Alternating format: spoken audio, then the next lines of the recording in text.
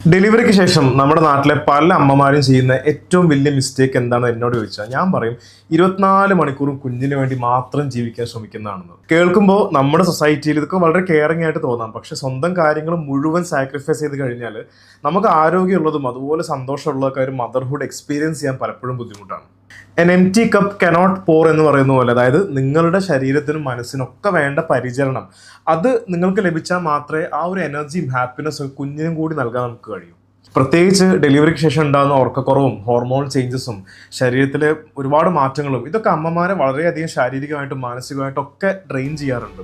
അതുകൊണ്ട് how to balance a newborn care and maternal health എന്നത് എല്ലാ അമ്മമാരും മനസ്സിലാക്കേണ്ട ഒരു പ്രധാന കാര്യമാണ്.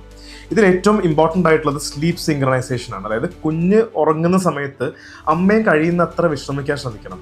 ആ സമയത്ത് ഫോൺ നോക്കാനോ റീല് കാണാനോ അൺനെസറി വീട്ടുജോലികളിൽ ഏർപ്പെടാനോ ഒന്നും ശ്രമിക്കരുത്. കുറച്ചൊക്കെ ഒരു മീ ടൈം കിട്ടാൻ വേണ്ടി പ്രൈമറിലി നമ്മൾ ശ്രമിക്കണം. രണ്ടാമത്തത് ന്യൂട്രീഷൻ ആൻഡ് റിക്കവറി. ഡെലിവറിക്ക് ശേഷം ബോഡി റിക്കവർ ചെയ്യാൻ കൃത്യമായിട്ടുള്ള ഡയറ്റും അതുപോലെ ഹൈഡ്രേഷനും പരിചരണവും വളരെ അത്യാവശ്യമാണ്. ഇതിലൊരിക്കലും വിട്ടുവീഴ്ച വരുത്തരുത്. ഇതുപോലെ പ്രധാനപ്പെട്ട ഒന്നാണ് പ്രൊഫഷണൽ ആൻഡ് ഫാമിലി സപ്പോർട്ട്. ഈ പോസ്റ്റ് ഡെലിവറി കെയർ എന്നുള്ളത് അമ്മയുടെ മാത്രം ഉത്തരവാദിത്വമല്ല, അത് ഹസ്ബൻഡിന്റെയും ഫാമിലിയുടെയും ഒക്കെ സപ്പോർട്ട് ആവശ്യമുള്ള ഒന്നാണ്.